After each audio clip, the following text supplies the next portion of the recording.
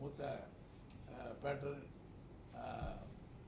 Doctor PG Santhosham, BJP group of companies chairman, அவங்க 2 பேரும் இங்கே உட்கார்ந்துருக்கிறார்கள். நான் தான் அந்த மாநாட்டு குழுவுக்கு கன்வீனராகவும் தலைவராக இருந்து வருகிறேன். இந்த மாநாடு 2005 ஆரம்பித்து தொடர்ந்து ஒவ்வொரு ஆண்டும் ஏதாவது ஒரு நாட்டிலே நடத்தி வருகிறோம். இந்த மாநாட்டினுடைய நோக்கமே என்னவென்றால், முக்கியமாக தமிழர்கள் இயற்கையாகவே கலை நிகழ்ச்சிகள், இசை நிகழ்ச்சிகள், நடன நிகழ்ச்சிகள் என்றுதான் நடத்துவது வழக்கம். உலகம் முழுசும் பார்த்தீங்கன்னா பட்டிமன்றம் நடத்துவாங்க, பண்ணுவாங்க. அறிவுபூர்வமான நிகழ்ச்சிகளை நடத்துவது ரொம்ப குறைந்து போச்சு. குறைஞ்சபட்சம்னா சுத்தமாக இல்லை. அதுக்காக தான் நாங்கள் என்ன பண்ணோம்னா, இது ஒரு ப்ராஜெக்டை எடுத்து எக்கனாமிக் கான்ஃபரன்ஸ், தமிழர்களை பொருளாதாரத்துறையில் எப்படி அவர்களை முன்னுக்கு கொண்டு வருவது, எப்படி அவர்களை மேம்பாடு அடைய செய்வது என்பதற்காகத்தான் இந்த மாநாட்டை நாங்கள் தொடர்ந்து நடத்தி வருகிறோம். சென்ற ஆண்டு மிக சிறப்பான மாநாடு வாஷிங்டன் டிசியில் நடைபெற்றது. இந்த ஆண்டு அது மொரீஷியஸில் நடத்த திட்டமிட்டுள்ளோம். செப்டம்பர் 11, 12, 13 தேதிகளில் நடைபெறுகிறது. இந்த மாநாடு முக்கியமாக என்னவென்றால், மொரீஷியஸில் 1 லட்சம் தமிழர்கள் இருக்காங்க. மொரீஷியஸில் முதல்ல போய் இறங்குறவங்க தமிழர்கள் தான். ஸோ அதனால தான் இந்த ரூபா நோட்டிலலாம் இன்றைக்கி தமிழில் 10 ரூபாய், 1 ரூபாய், 20 ரூபாய், 200 ரூபாய் என்றெல்லாம் எழுதப்பட்டிருக்கிறது. அதை எடுக்க கூட முயற்சி செய்தார்கள், அது எடுக்க முடியவில்லை. அதற்கு பிறகு அது முதல்ல தான் இருந்துச்சு, அதை 2ஆவது போடணும்னு பார்த்தாங்க, அதுவும் போட முடியலை. ஆகவே தமிழர்கள் அங்கே ரொம்ப சென்சிட்டிவாக இருப்பவர்கள் இருந்து அதையெல்லாம் காப்பாற்றிட்டாங்க. இப்போ அந்த ஊரில் தான் இந்த மாநாடு நடத்துறதுக்கு, அந்த தீவிரம் தான் நடத்துறதுக்கு முடிவு செய்திருக்கிறோம். இந்த மாநாட்டை நான் அந்த ப்ரெஸ் ரிலீஸை படிச்சுடலாம்னு நினைக்கிறேன். படிச்சுட்டுனா உங்களுக்கு ஈஸியாக இருக்கும். உலக தமிழர்களின் பொருளாதார வலிமையை ஒருங்கிணைத்து, இல்லை பரவாயில்ல, அவருக்கு சர்வதேச முதலீடுகள், தொழில் மற்றும் வர்த்தக ஒத்துழைப்பு, தொழில்நுட்பம் பரிமாற்றம் மற்றும் புதிய பொருளாதார கூட்டமைப்புகளை உருவாக்கும் நோக்கில் 13வது உலக தமிழர் பொருளாதார மாநாடு மொரீஷியஸில் உள்ள அடல் பிகாரி வாஜ்பாய் மாநாட்டு அரங்கத்தில் நடைபெறுகிறது. இது போன வருஷம் தான் நம்முடைய பிரதம அமைச்சர் திரு மோடி அவர்கள் அது திறந்து வச்சார். வாஜ்பாய் பேர் இருக்கிறது. அங்கே மகாத்மா காந்தி இன்ஸ்டியூட் இருக்குது, ஜவஹர்லால் நேரு இன்ஸ்டியூட் இருக்குது, அதே போல் இந்திரா காந்தி இன்ஸ்டியூட் இருக்குது. இப்போ அடல் பிகாரி வாஜ்பாய் பேரில் ஒரு இன்ஸ்டியூட் வந்திருக்கு. அங்கே தான் இந்த மாநாட்டை நாங்கள் நடத்த திட்டமிட்டிருக்கோம். அங்கே நல்ல பெரிய ஆடிட்டோரியம் இருக்குது. இந்த மாநாட்டிற்கு 20க்கும் மேற்பட்ட நாடுகளிலிருந்து பிரதிநிதிகள் கலந்து கொள்வார்கள். இந்த மாநாட்டை தொடங்கி வைப்பதற்காக மொரீஷியஸ் பிரதம அமைச்சர் அழைத்திருக்கிறோம். அவர் வருவதாக வாக்குறுதி அளித்துள்ளார். அதே போல கடைசி நாள் பிரதமர் பேர் டாக்டர் நவீன் சந்திர ராம்குலாம். அவர் அந்த நாட்டுக்கு சுதந்திரம் வாங்கின ராம்குலாமுடைய மகன். அவர் தான் இப்போ பிரைம் மினிஸ்டராக இருக்காரு. அவர் நாங்கள் நேரில் சந்தித்து கேட்டோம். அது வரன்னு ஒத்துக்கிட்டாரு. திரும்பி போய் அவரை ரீகன்ஃபார்ம் பண்ணணும். உங்களுக்கு அரசியல்வாதிகள் தெரியும், எப்பவுமே ஒரு தடவை கேட்டார் போட்டு போதாது, திரும்பி கேட்கணும். அதுக்கு அடுத்தாற் போல் கடைசி நாள் நிகழ்ச்சிக்கு இவர் இந்தியன், அதாவது மொரீஷியஸுடைய குடியரசுத் தலைவர் கூப்பிட்டுருக்கோம். அவர் அந்த மாநாட்டினுடைய நிறைவு நிகழ்ச்சியில் கலந்து கொள்ள இருக்கிறார்கள். அதோடு இல்லாமல் இந்தியன் ஹை கமிஷன், அதாவது இந்திய தூதர் அனுராக் ஸ்ரீவஸ்தவா, அதே போல் துணை தூதர் அபர்ணா கணேசன், தமிழ் லேடி, 2 பேரும் தான் இந்த மாநாட்டுக்கு பெரிய உதவி செய்கிறாங்க. டெய்லி இந்த மாநாட்டு என்ன நடக்குது, யாராவது வராங்க, எவ்வளோ உங்களுக்கு ஃபினான்ஷியல் கிரைசிஸ் இருக்குது, எப்படி மாநாடு நடத்த போகிறீங்க, எல்லாம் அவங்க கூட இருந்து எங்களுக்கு கைட் பண்ணுறாங்க. அந்த ஊரில் இருக்கிறவங்க எல்லாரும் கூப்பிட்டு எங்களுக்கு இன்ட்ரடியூஸ் பண்ணுறாங்க. அப்படியே அந்த மாநாடு நடக்குது. அதே போல் மொரீஷியஸினுடைய முன்னாள் குடியரசுத் தலைவர் இங்கே நிறைய வந்திருப்பார், உங்களுக்கு தெரியும், பரமசிவப்பிள்ளை வையாபுரி அவர் வராரு. அதே போல் டெல்லியிலிருந்து நம்ம 2 அமைச்சர்களை கூப்பிட்டுருக்கோம். ஒன்று வந்து நிதின் கட்கரி, சாலை போக்குவரத்து மற்றும் நெடுஞ்சாலைத்துறை அமைச்சர் நிதின் கட்கரி நேரில் போய் பார்த்து கூப்பிட்டேன். அவர் முதல்ல வரமாட்டேன்னு சொன்னார். நான் சொன்னேன், எங்கள் ஊரில் நிறைய மகாராஷ்டிரர்கள் இருக்காங்க, தஞ்சாவூரில். அதே போல் உங்கள் தொகுதியில் நாக்பூரில் நிறைய தமிழர்கள் இருக்காங்க, நீங்கள் வரணும். 2வது பிஜேபியில் நீங்கள் முன்னாடி தலைவர்கள்லாம் இருக்கீங்க, உங்களுக்கு ஒரு பகுதி தான் கிடையாது, இந்தியா முழுசும் உங்களுக்கு நீங்கள் தலைவர் தான். அதனால் எங்கள் தமிழ் மாநாட்டுக்கு வரணும்னு சொல்லி கூப்பிட்டேன். இது தமிழ் மொழி மாநாடு இல்லை, பொருளாதார மாநாடு. உங்கள் சப்ஜெக்டே ரோடு டிரான்ஸ்போர்ட்டு தான். அதனால் நீங்கள் வந்து பேசணும். உங்கள் மராட்டிய மக்கள் வந்து அங்கே மொரிஷியஸில் இருக்காங்க, அதனால் வரணும்னு கூப்பிட்டேன். அதுக்கு பிறகு அவர் இவ்வளோ கன்வின்ஸ் பண்ண பிறகு அவர் ஒத்துக்கிட்டார் வரேன்னு சொல்லி. அதே போல் ஷெகாவத், கஜேந்திர சிங் ஷெகாவத், அவர் ராஜஸ்தான்காரர். அவர் வந்து டூரிசம் மற்றும் கல்ச்சர் மினிஸ்டர். அவர் வந்து இங்கே சென்னையில் வந்து அவருடைய 2 டாட்டர்ஸும் ஊட்டியில் தான் படித்தாங்க. அதனால் அவர் 15 நாளைக்கு ஒரு இடம் ஊட்டிக்கு வருவார், சென்னைக்கு வந்து தான் போவார். அதனால் சென்னை அவருக்கு புதுசாக இல்லை, தமிழர்களும் புதுசாக இல்லை. கடந்த 20 ஆண்டுகளுக்கு மேலாக சென்னையோட நெருங்கிய தொடர்பு உள்ளவர். அவரை நாங்கள் அழைத்திருக்கிறோம். அதே போல் தமிழ்நாடு அரசாங்கத்தின் சார்பில் சட்டப்பேரவைத் தலைவர் திரு ஜெயஸ்ரீ பிரபாகரன் அவர்களை அழைத்திருக்கிறோம்.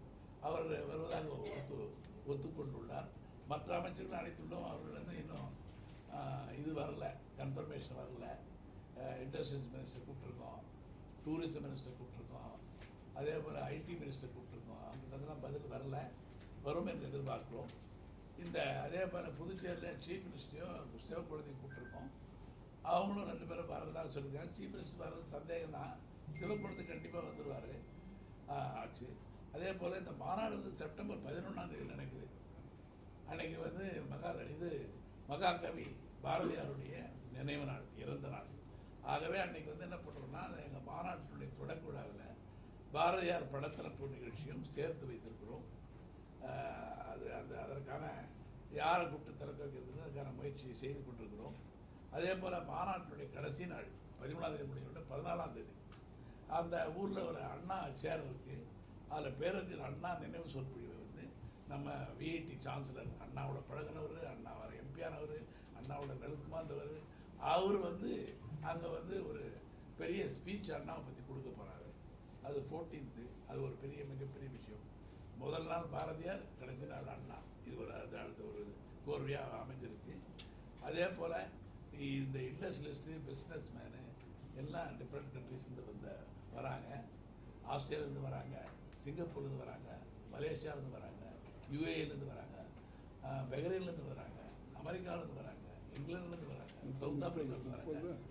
ஆமாம், அதாவது 25 பேர்லேருந்து 30 பேர் சவுத் ஆப்பிரிக்காவிலேருந்தே வராங்க. மலேசியாவிலேருந்து ஒரு 30 பேர் வராங்க. அந்த மாதிரி எல்லா நாடுகளிலிருந்தும் பிரதிநிதிகள் வருகிறார்கள்.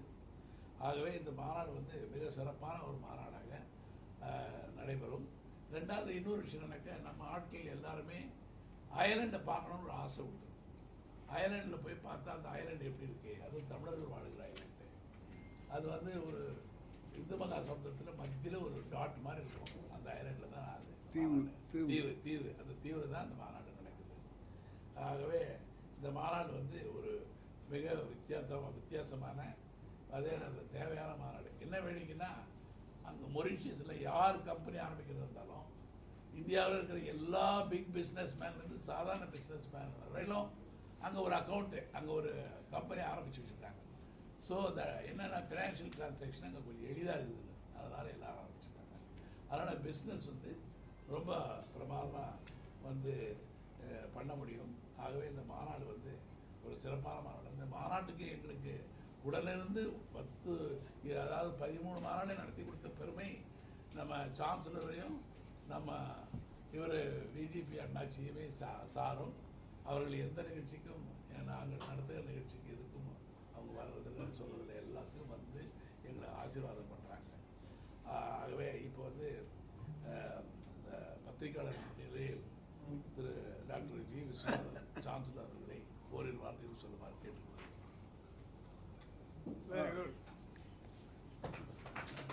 அனைவருக்கும் வணக்கம். இப்போது நடைபெற இருக்கின்ற 13வது உலகத் தமிழர் பொருளாதார மாநாட்டை பற்றி இப்போதான் என்னுடைய தலைவர் திரு வி.ஆர்.எஸ். சம்பத் அவர்களுடைய முக்கியமான நிகழ்ச்சிகள்லாம் எடுத்து சொன்னார்கள். நாம் தமிழ்நாட்டில் ஒரு பகுதி மொழி, இன்னொரு பகுதி பொருளாதாரம். தமிழ் ஏற்கனவே வளர்ந்த மொழி. தமிழர்கள் வளர்ந்தால்தான் அதை பாதுகாக்க முடியும். பொருளாதார ரீதியாக நாம் வளர வேண்டும். அதற்கு என்னென்ன செய்ய வேண்டும் என்பதை தமிழ்நாட்டிலே மட்டுமல்ல, உலகெங்கும் வாழுகின்ற தமிழர்களையும் பயன்படுத்தி கொள்ள வேண்டும். அதே மாதிரி நாமும் அவர்களுக்கு பயன்பட வேண்டும். அதனுடைய நோக்கம்தான் தமிழர்கள் எல்லாரையும் ஒன்றாக்கி எங்கெங்கே யாருக்கு உதவி செய்ய முடியுமோ பொருளாதார ரீதியாக, அதற்காகத்தான் இந்த மாநாட்டை நடத்துகிறோம். ஆஸ்திரேலியாவிலிருந்து அமெரிக்கா வரை எங்கெங்கே தமிழர்கள் வாழ்கிறார்களோ உங்களுக்கு தெரியும். தமிழர்கள் கிட்டத்தட்ட 160 நாடுகளில் உலகத்தில் தமிழர்கள் வாழ்ந்து கொண்டிருக்கிறார்கள்.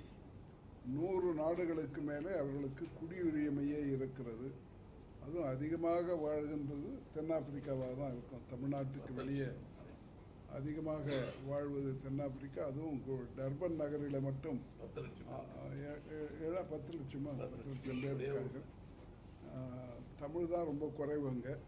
இதெல்லாம் ஏதாவது செய்ய வேண்டும் என்பதற்காக இந்த முயற்சி எடுத்து செய்து கொண்டிருக்கிறோம். இந்த மாநாட்டிற்கு முக்கியமானவர்கள்லாம் வருகின்ற காரணத்தினால அரசியல் ரீதியாக மட்டுமல்ல, பொதுவாக வியாபாரத்துறையில் இருப்பவர்கள், தொழில் துறையில் இருப்பவர்கள் வருவது, கலந்து பேசி என்னென்ன செய்தால் மக்களுக்கு பயன்படும், பொருளாதாரம் வளரும். மொத்த பொருளாதாரமும் வளர வேண்டும், தனிநபர் பொருளாதாரமும் வளர வேண்டும். அது ரெண்டும் நடக்கணும். இப்போ இந்தியாவில் மொத்தமாக வளருது, ஓரளவுக்கு வளருது, இல்லைன்னு சொல்ல முடியாது. ஆனால் தனிநபர் பொருளாதாரம் மிக குறைவாக இருக்கிறது. உங்களுக்கு தெரியும், பெர் கேபிட்டா இன்கம் அப்படின்னு சொல்கிறோம். அதில் நம்ம ரொம்ப கீழே இருக்கோம். $3000 தான் நமக்கு தனிநபர் வருமானம்.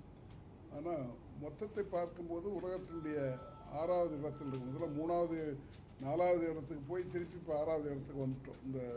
இந்த பிரச்சனையால் ரூபாயினுடைய மதிப்பு குறைந்து போன காரணத்தினால இப்போ அது கீழே வந்துட்டோம். இதைகளெல்லாம் கலந்து பேசி என்னென்ன செய்ய முடியும். இப்போ ரூபாயினுடைய மதிப்பு ஏன் இவ்வளோ குறைஞ்சி போச்சு?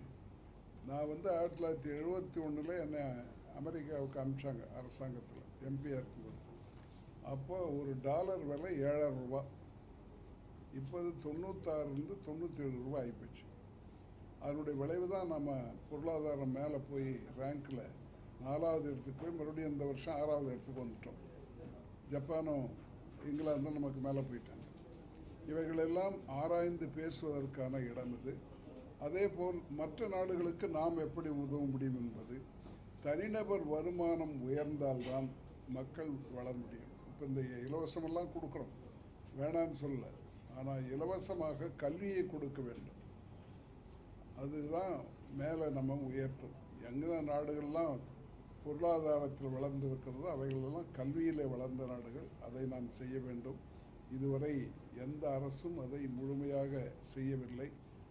இதாவது செய்வார்னு எதிர்பார்க்கிறோம். நமக்கு இந்தியாவில் ஒரு 40-50 நாடுகளில் கல்வி இலவசமாக வழங்கப்படுகிறது. அங்கே பார்த்தீங்கன்னா பொருளாதாரமும் மேலே போயிடும். இப்போ இந்த நார்டிக் கண்ட்ரீஸ்ன்னு சொல்லுவாங்க, கேள்விப்பட்டிருப்பீங்க.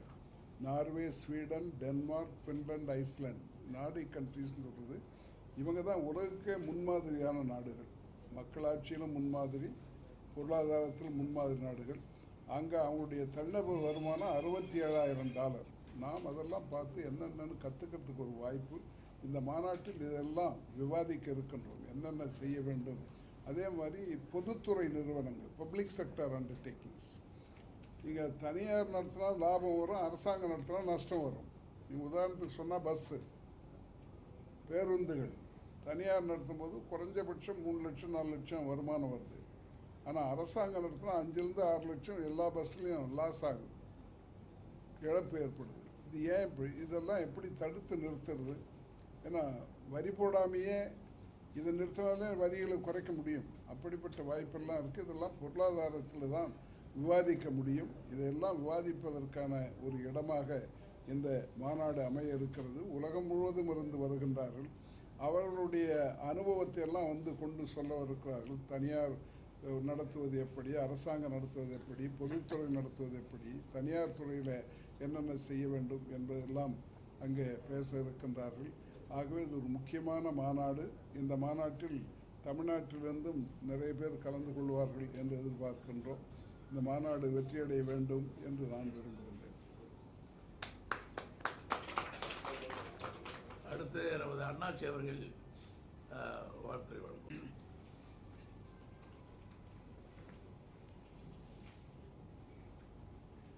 உலகை தமிழால் உயர்த்திடுவோம், அகர முதல எழுத்தெல்லாம் ஆதி பகவன் முதற்றே உலகு, அன்னையும் தந்தையும் ஆசானும் முன்னறி தெய்வம் ஆலயம் தொழுவது சால முன்னன், யாதும் ஊரே யாதும் ஊரே யாவரும் கேள்வி.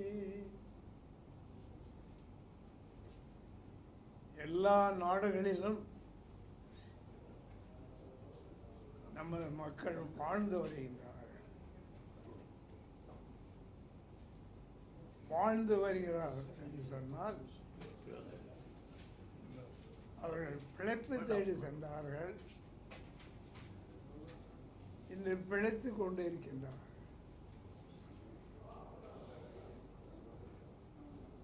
ஆக நமது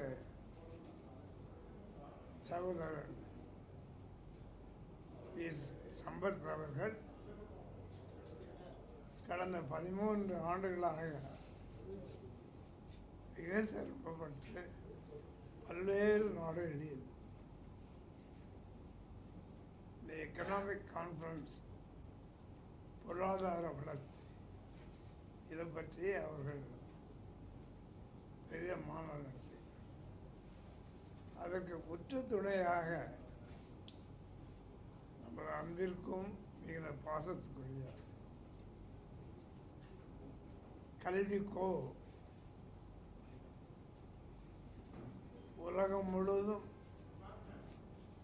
படிப்பறிவு கொடுத்து சாதாரண மக்களும் உயர்ந்திருக்கிறார்கள் செய்து இன்று உலகிலே ஒரு மிகப்பெரிய தொழிலதிபர்களாகவும் கல்வி அதிபர்களாகவும் படிக்காத மக்களையும் படிக்க வைத்து அவர்கள் எல்லாவற்றிலும் பெருமை சேர்க்க வேண்டிய எண்ணத்தினால் நமது ஐயா விஸ்வநாதன் அவர்கள் எப்பொழுதும் இந்த மாநாட்டுக்கெல்லாம் அற்புதமாக உதவி செய்கிறார்.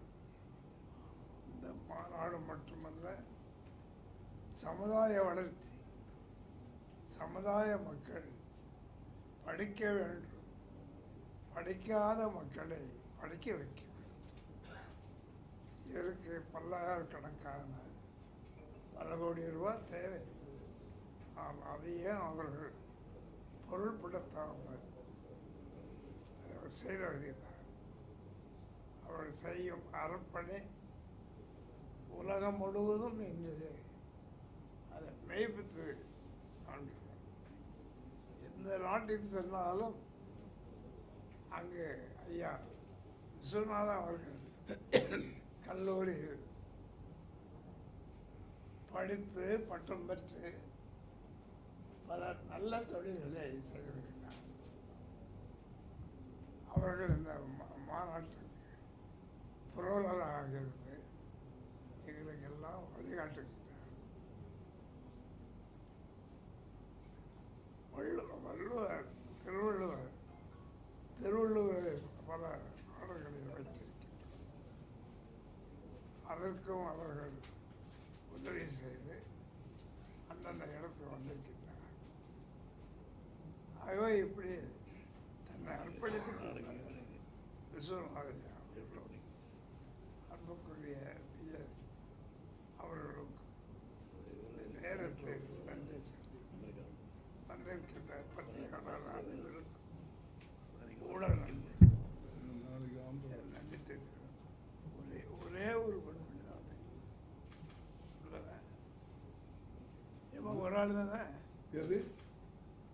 பெண்ணு தான் வந்தது. இன்னும் ஒருத்தர் இருக்காங்க. இன்னும் 2 பெண்கள். கிருஷ்ணவேணி வந்தாங்க, இன்னொருத்தர் யாரோ ஆனால் இந்த பெண்கள் தொழிலில் அவர்கள் மும்முரமாக இருந்து வருகிறார்கள். இன்னும் அவர்களை இடத்து லண்டனிலிருந்து வந்திருக்கின்றார்கள், வெளிநாடுகள் வந்திருக்கின்றார்கள். அவர்கள் எல்லோரும் வரவழைத்து நாம் செல்லுகின்ற அந்த வெளிநாட்டிற்கு நாம் செல்ல வேண்டும். அங்கே நமது சகோதரர்கள் இருக்கின்றார்கள். அவர்களுக்கெல்லாம் நமது தேச அவர்கள் எல்லோருக்கும் அவர்கள் நண்பராக இருந்து நமக்கு ஒற்றுதுணையாக இருக்க வேண்டும். மாநாடு செழிப்பாக வர வேண்டும். பொருளாதாரம் எல்லோரும் இணைந்து செயல்பட வேண்டும் என்று சொல்லி உங்கள் அனைவருக்கும் வேண்டும் எனது நல்வாழ்த்துக்களை தெரிவித்து விடைபெறுகிறேன்.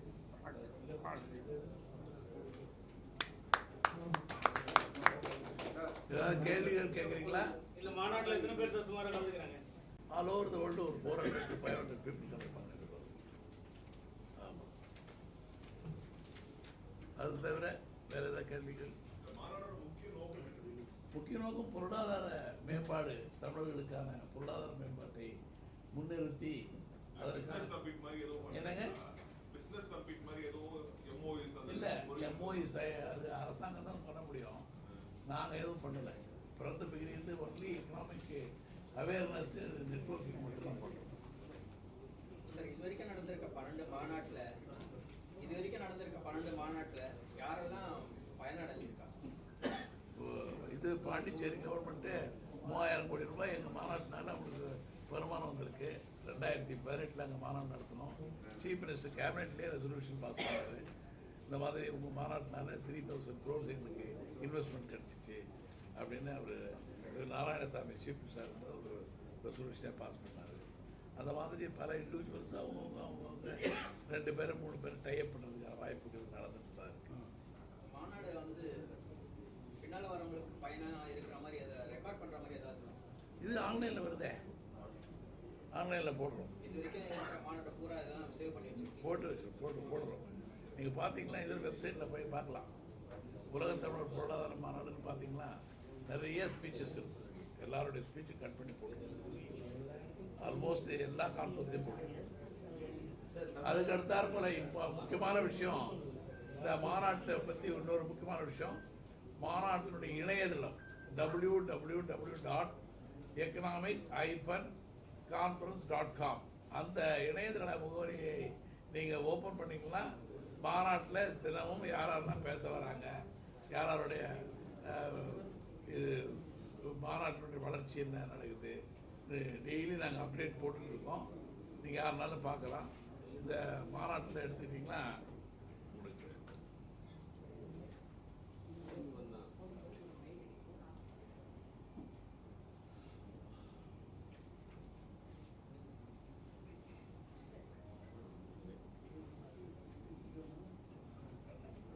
இதுதான் அந்த வெப்சைட்டு. www.economic-conference.com. உதாரணத்துக்கு ஸ்பீக்கர் இப்போ ஓப்பன் பண்ணுற பாருங்க. இதில் வந்து எடுத்த உடனே பிரைம் மினிஸ்டர் படம் போட்டிருக்கோம். 2வது வந்து பிரசிடென்ட் ஆஃப் மொரிஷியஸ் போட்டிருக்கோம். 3வது ஃபார்மர் வைஸ் பிரசிடென்ட் போட்டிருக்கோம். 4வது வந்து வந்து அம்பாசிடர் போட்டிருக்கோம். 5வது ஸ்பீக்கர் போட்டிருக்கோம். 6வது நம்ம சான்சலர் படம் போட்டிருக்கோம். அப்புறம் அதுக்கடுத்தது சீஃப் மினிஸ்டர் படம் பாண்டிச்சேரி போட்டிருக்கோம். அப்புறம் நாகலிங்கம் சொல்லி மினிஸ்டர், இந்த மாதிரி வரிசையாக எல்லாருடைய படங்களும் தினமும் அதில் அப்டேட் ஆகிட்டு இருக்கோம். நீங்கள் பார்த்தீங்கன்னா தெரிஞ்சுக்கலாம். ஆமாம். வேறு ஏதாவது கேள்விகள் கேட்க விரும்புகிறீங்களா? உள்துறை அமைச்சர் இல்லை, உள்துறை ஏனங்க? ஆமாம். தமிழ்நாடு அரசாங்கத்தில் இண்டஸ்ட்ரியல் மினிஸ்டர் கூப்பிட்டுருக்கோம், டூரிசம் மினிஸ்டர் கூப்பிட்டுருக்கோம். அப்புறம் ஐஐடி சிஎம் கூப்பிட்டாங்க. யார் கண்ட்ரோல் அதெல்லாம் நடக்காத காரியம். அது அவர் வரமாட்டார். நாங்கள் மந்திரிகளை கூப்பிட்ருக்கோம். ரெண்டாவது வந்து ஸ்பீக்கரை கூப்பிட்ருக்கோம். ஸ்பீக்கர் கன்ஃபார்ம் பண்ணிட்டார். ஸ்பீக்கர் கன்ஃபார்ம் பண்ணிட்டார். அவர் வர இதுவரை நடந்த மாநாட்டில் என்ன முக்கியமான பயன் மக்கள் வந்து இந்த நம்ம தமிழர்கள் அடைஞ்சிருக்காங்க, அந்த மாதிரி சொல்ல முடியுமா? இப்போ அடைஞ்சிருக்காங்க. ஒவ்வொரு மாநாட்டையும் கேட்குற கோரிக்கை ஒன்று இருக்குது. மொரிஷியஸ்க்கு எடுத்துக்கிட்டிங்கன்னா Bangalore to Mauritius daily flight, Bombay to Mauritius daily flight. சென்னையிலேருந்து ஒரு நாள் தான் ஃப்ளைட் வாரத்துக்கு. சென்னையில் தான் முக்கியமாக இருக்கணும். சென்னை வந்து மெடிக்கல் மெக்கா, அதாவது மெடிக்கல் ட்ரீட்மெண்ட் கொடுக்குற ஊர், கோயில்கள் நிறைய இருக்கிற ஊர், ஹையர் எஜுகேஷன் இருக்கிற ஊர். 3 முக்கிய பொருள்கள் சென்னையை, 3 முக்கிய சப்ஜெக்ட் சென்னையில். ஆனால் சென்னைக்கு நேரடி ஃப்ளைட் சர்வீஸ் கிடையாது மொரிஷியஸ். ஆனால் அங்கே இதில் வந்து பெங்களூரில் வந்து இண்டிகோ ஃப்ளைட்டு டெய்லி போகுது. டெல்லி பாம்பேயில் வந்து ஏர் மொரிஷியஸும் ஏர் இண்டியாவும் டெய்லி போகுது ஒரு ஃப்ளைட். அதே மாதிரி எடுத்துக்கிட்டிங்கன்னா சவுத் ஆப்பிரிக்காவில் டர்பன் சிட்டிக்கு பல முறை நாங்கள் கேட்டுருக்குறோம். மத்திய அரசாங்கத்தை கேட்குறோம், மாநில அரசாங்கத்தை கேட்குறோம், எம்பிங்கிட்ட சொல்கிறோம். எப்படியாவது இந்த தமிழர்கள் அதிகமாக வாழ்கிற ஊருக்கும் சென்னைக்கும் வாரத்துக்கு 3 ஃப்ளைட் அவ்வளோதான் மிச்சம் போடுங்க. அவங்க சென்னைக்கு வந்து போகிறதுக்கு வசதியாக இருக்குன்னு சொல்கிறோம். அதற்கான எந்த வெற்றியும் எங்களால் அடைய முடியல. இதெல்லாம் முக்கியமான முயற்சி பண்ணிட்டு தான் இருக்கிறோம். எதனால் தர மாட்டாங்க? இல்லை, அவங்க என்ன சொல்கிறாங்க, உங்கள் ஏர்போர்ட்டு சின்னதாக இருக்குது, நிறைய ஃப்ளைட் வசதி இல்லை, ஏதாவது ஒரு காரணம் சொல்கிறாங்க. ஆமாம், நம்ம இந்தியாவிலே எடுத்துக்கிட்டாக்க ஒரு மெட்ரோபாலிட்டன் சிட்டியில் நம்ம ஏர்போர்ட்டு தான் வசதிகள் குறைவாக இருக்குது. Airport Bombay, Calcutta, Delhi 3 metropolitan city, 4வது சென்னை. இந்த 3 கம்பேர் பண்ணும்போது சென்னை வந்து சாதாரணமாக ரொம்ப மோசமாக இருக்குது. அதுக்கடுத்து பெங்களூர், ஹைதராபாட்டும் அவங்களே சொந்தமாக முயற்சி எடுத்து அவங்க நல்லா பண்ணியிருக்காங்க. ஏர்போர்ட் நல்லா இல்லைன்னா நம்ம ஊர் கனெக்டிவிட்டி தானே முக்கியம். நம்ம ஊருக்கு யாராவது வரணும். பொருளாதார வளர்ச்சிக்கு நம்ம ஏர்போர்ட்டு ஒரு முக்கியமான. ஆமாம், அதாவது கனெக்டிவிட்டி இல்லை என்றால் இந்த ஊருக்கு யாரும் வரவே மாட்டாங்க. ஒன்றும் இல்லை, உதாரணத்துக்கு ஜாஃப்னாவுக்கு போகணும்னா எல்லாரும் ஆசைப்படுறாங்க. எங்கள் ஸ்ரீலங்கன் மக்கள் யாழ்ப்பாணத்தோடு ஜாஃப்னா போகணும்னு பார்க்குறாங்க. ஆனாலும் அவங்களால போகிறது வசதி இல்லை. எப்படின்னா பெங்களூர் இதுக்கு கொழும்புக்கு போய் அங்கேருந்து ஒரு 8 மணி நேரம் 9 மணி நேரம் ரோட்டில் போகணும், அதாவது காரில் போகணும். இப்போ என்னாச்சு, சென்னை ஜாஃப்னா சென்னை ஃப்ளைட்டு போட்டாங்க. இப்போ எல்லாரும் சென்னைக்கு வந்து சென்னையிலேருந்து ஜாஃப்னா போகிறாங்க. 2 ஃப்ளைட் வந்த பிறகு 2 ஃப்ளைட் ஒரு நாளைக்கு. நானும் சான்சலர் போயிட்டு வந்தோம், போய் பார்த்துட்டு வந்தோம் இந்த ஊரை. எதுக்கு இதை சொல்கிறேன்னா, அது எந்த ஊருக்கும் நம்ம ஃப்ளைட் சர்வீஸ் இருக்கிறோம். அதே மாதிரி எடுத்துக்கிட்டீங்கன்னாக்க இதில் மயன்மாரில் பர்மாவில் வந்து 10 லட்சம் தமிழ் இருக்காங்க. அவங்களும் வந்து போகிறதுக்கான வாய்ப்புகள் இல்லை. அதே மாதிரி இதில் பங்களாதேஷில் அந்த அரசாங்கமே ஃப்ளைட் டைரக்ட் சர்வீஸ் விட்டுருக்காங்க. ஏன்னா ட்ரீட்மெண்ட்டுக்கு வர்றதுக்கு ஒரே ஊர் சென்னை தான் சொல்லி அவங்களே போட்டிருக்காங்க அந்த flight service. Daily flight Dhaka to Chennai வருது. ஓப்பனில் இருக்கு. மாநாட்டுக்கு வந்து டெலிகேட் ஃபீஸ் வந்து 18,000 ரூபாய் கரெக்ட். சாப்பாடெல்லாம் அதில் 3 நாளைக்கு சாப்பாடெல்லாம் நாங்களே போட்டுருவோம். ஆள் சார்ஜ் எல்லாம் இருக்குது. அது மற்றபடி ஏர் டிக்கெட்டு அக்காமடேஷன்லாம் அவங்க தான் பார்க்கணும். தங்குறதெல்லாம் பண்ணுறோம் இல்லை, தங்குறதுக்கான ஹோட்டல்களெல்லாம் பார்க்குறதுக்கு 2-3 ட்ராவல் ஏஜென்ட் பார்த்துருக்குறோம். அவங்கள இன்றைக்கி நாளைக்குள்ளே அனௌன்ஸ் பண்ண போகிறோம் அஃபிஷியலாக. அவங்கள அனௌன்ஸ் பண்ணிட்டோம்னா அவங்கள தொடர்பு கொள்ளலாம். ஏன்னா எல்லோரும் டிக்கெட் வாங்க சொல்லிட்டோம். ஏன்னா கடைசியில் அது இதில் முக்கியமான ஒரு கருத்து நான் சொல்ல மறந்துட்டேன். அதாவது மொரிஷியஸுக்கு வந்து விசா கிடையாது. ஆன் அரைவல் நீங்கள் போகலாம். அது ஒரு நாளைக்கு முன்னாடி கூட நீங்கள் மொரிஷியஸ் போகணும்னு நினச்சா ஃப்ளைட் ஏறி நீங்கள் போயிடலாம். 18,000 ரூபா வந்து மாநாட்டில் கலந்துக்கிற கட்டணம் மட்டும். 18,000. மாநாட்டுக்கு சாப்பாட்டுக்கு எல்லாம் சாப்பாடுக்கும் மாநாட்டில் கலந்துக்கிறது மட்டும். ஆமாம், போக்குவரத்தும் தங்குறதும் வரவங்க பார்த்துக்கணும். ஆமாம், 60,000 ரூபா, 50,000 60,000 ரூபா ஆகுது டிக்கெட் காஸ்ட்டு. தங்கறதுக்கு ஒரு 20,000 40,000 ரூபா ஆகும். இந்த மாநாட்டில் வந்து தமிழர்களுக்காக நடத்துவீங்க. தமிழர்கள் நடத்தக்கூடிய பெரிய பெரிய நிறுவனங்கள் இருக்கு இல்லையா, பொருளாதாரத்தை பெரிய அளவில் இருப்பாங்க, HCL மாதிரி. இதுல உள்ள பெரிய ஆட்கள்லாம் வந்து இந்த மாநாட்டில் வந்து பங்கேற்கிறாங்களா? அதுக்கான முயற்சி ஒவ்வொரு தடவை எடுத்து பல பேர் நாங்கள் அழைத்து பேச வச்சிருக்கிறோம். HCL பேச வச்சிருக்கிறோம். அதே மாதிரி டாடா கம்பெனி பேச வச்சிருக்கிறோம். டாடா கம்பெனியுடைய சிஓவே இன்னைக்கு தமிழ்நாடு தான். நாமக்கல்காரர் சந்திரசேகர். ரத்தன் டாட்டாவுக்கு பிறகு அந்த என்டையர் 33 கம்பெனி டாடா கம்பெனி இருக்கு, அது 33 கம்பெனி அவர் தான் தலைவர். அது ஒரு பெரிய விஷயம். அது மாதிரி நிறைய விஷயங்கள் தமிழர்களுக்கான பெருமைகள் இருக்குது. அது வந்து இந்த மாநாட்டு மூலமாக என்ன வேடிக்கைனாக்க ஒரு ஹாலில் சாதாரண ஆளில் இருந்து பெரிய பிஸ்னஸ் மேன் எல்லாரும் ஒன்றா உட்காந்துருக்கும் போது உங்கள் விசிட்டிங் கார்டு அவங்களுக்கு கொடுக்கலாம், அவங்க விசிட்டிங் கார்டை நீங்கள் வாங்கிக்கலாம், அவங்களோட பெருமைகளை அவங்ககிட்ட சொல்லலாம், உங்களுடைய திறமைகளை சொல்லலாம், உங்களுடைய அறிவை பற்றி சொல்லலாம், உங்களுடைய பணத்தை பற்றி சொல்லலாம், அவங்ககிட்ட பெற்றுக்கொள்ளலாம். அதற்கான வாய்ப்பாகத்தான் இந்த மாநாட்டை நாங்கள் அனுபவ பங்கீடுகள் அவங்க என்னென்ன பண்ணாங்கன்றதுலாம் நாம் கற்றுக்கிறதுக்கு வசதியாக நெட்வொர்க். மெட்ரோபாலிட்டன் சிட்டிலே வந்து தமிழ்நாட்டில் நம்ம சென்னை மெட்ரோபாலிட்டன் சிட்டி தான் வந்து ஏர்போர்ட் வந்து ரொம்ப ஃபெசிலிட்டி கம்மின்னு சொன்னீங்களே. ஆமாம். இப்போ நம்ம அதை வந்து எக்ஸ்டெண்ட் பண்ணுறதுக்காக தான் நம்ம பரந்தூர்லாம் இப்போ அது கொண்டு வராங்களா, அதை பற்றி ஏதாவது இதில் பேசுவீங்களா? இல்லை, அதெல்லாம் நான் எந்த ஊர் அரசியலெல்லாம் அங்கே பேச முடியாது. என்ன வேடிக்கைன்னா உள்ளூர் கிடையாது சார், பிசினஸ் தானே சார், பிஸ்னஸ் பற்றி தான் பேச முடியும். என்ன வேடிக்கைன்னா இப்போ இருக்கிற ஒன்று பொதுவாகவே ஏர்போர்ட் ரொம்ப குறைச்சல் நம்ம நாட்டில். ஜனங்களுக்கும் தெரியாது, அரசாங்கம் வந்து பேசுறதில்லை. நான் இப்போ போன மாதம் டெக்ஸஸ்ன்னு ஒரு மாநிலம், 50 மாநிலத்தில் ஒன்று டெக்ஸஸ் யூஎஸில், அந்த ஒரு மாநிலத்தில் மட்டும் 730 ஏர்போர்ட் இருக்குது. இந்தியா பூரா சேர்ந்து 150 160 தான் இருக்குது. அதனால் ஜனங்களுக்கும் தெரியாது. ஒன்று வருமானம் குறைச்சல், இன்னொன்று அது போகிற வாய்ப்பும் இல்லாமல் இருக்குது. நம்ம சென்னையை பொறுத்தவரையிலும் சென்னை பிரசிடென்ட் ஏர்போர்ட்டே வந்து பெருசாக்கிறதுக்கான முயற்சி பல முறை எடுக்கப்பட்டு அது அரசியல் காரணங்களால் தள்ளி போயிடுச்சு. பல கட்சிகள் எதிர்ப்பு தெரிவித்தாங்க லேண்ட் எடுக்கிறத பற்றியெல்லாம். அப்புறம் புது ஏரியாவெல்லாம் பல இடங்களில் லேண்டு பார்த்தாங்க. பரந்தூர் மத்திய அரசாங்கம் பார்த்து செலக்ட் பண்ணி வச்சாங்க. அது அப்படியே இந்த அரசாங்கம் வந்து அது வந்து இடங்கள் போட்டிருக்காங்க. பார்க்கணும் எப்படி அவங்க திருப்பி வேறு ஏதாவது சைட்டு கொடுக்குறாங்களா, இல்லை ஏர்போர்ட்டு பெருசாக்குறாங்களான்னு பார்க்கணும். ஏர்போர்ட்டை பொறுத்தவரையிலும் லேண்டு மட்டும் தான் நம்ம எடுத்து கொடுக்க முடியும். ஏர்போர்ட் கட்டுறவங்க நடத்துகிறவங்கெல்லாம் மத்திய அரசாங்கம் தான். ஸோ அதெல்லாம் இருக்குது, பல விஷயங்கள் இருக்குது. மீடியா வந்து கூட்டிகிட்டு போகிறதுக்கான ஃபினான்ஷியல் கேப்பபிலிட்டி வந்துச்சுன்னா கூட்டிகிட்டு போகலாம். அவ்வளோதான். எங்களுக்கு வந்துச்சுன்னா நாங்கள் செலக்ட் பண்ணி கூட்டிகிட்டு போகிறோம். எங்களுக்கு அதுக்கான முயற்சியெல்லாம் எடுத்து தான் இருக்கிறோம். இப்போ இதில் நடந்தது வர்றவங்களுக்கு இவங்களுக்கு மட்டும் ஃப்ரீயாக கொடுத்துருவோம். அதான் இவங்களுக்கு டெலிகேட் ஃபீஸ் கிடையாது. நீங்களே வந்தீங்கன்னா உங்களுக்கு டெலிகேட் ஃபீஸ் கிடையாது. ரெண்டாவது தங்கிறதுக்கு வேணும்னா கூட ஏற்பாடு பண்ணுறதுக்கு நாங்கள் ட்ரை பண்ணுறோம். ஆனால் டிக்கெட் நீங்கள் தான் வாங்கிட்டு வரணும். உங்களுக்கு உங்கள் ஆர்கனைசேஷனில், உங்கள் டெலிவிஷன் கம்பெனியில், உங்கள் பத்திரிகை ஆஃபீஸில் சொல்லி நீங்கள் வரணும். போன தடவை இதில் நடத்தும் போது புதிய தலைமுறையும் எழுத்தந்தி டிவியும் மூன் டிவியும் 3 பேர் இதுக்கு வந்தாங்க அமெரிக்காவுக்கு. ஸோ அதனால் வந்து அவர்களே செலவழிச்சுட்டு இருந்தாங்க. அவர் நல்லா நல்ல கவரேஜ் கொடுத்தாங்க.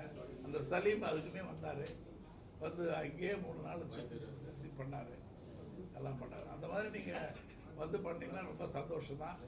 உங்களுக்கு ஏதாவது உதவிகள் வேணும்னா நாங்கள் ஏதாவது செய்ய முயற்சி பண்ணுறோம்.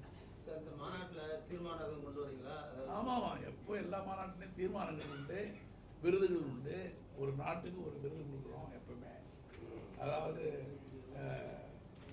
கிரௌண்ட் வேர்ல்ட் தமிழ்ஸ், அதாவது உலக தமிழர் மாமணி என்கிற விருது கொடுக்குறோம் வருஷம். ஒரு நாட்டுக்கு ஒருத்தருக்கு கொடுக்குறோம். அது ஒன்று கொடுக்குறோம். அப்புறம் வந்து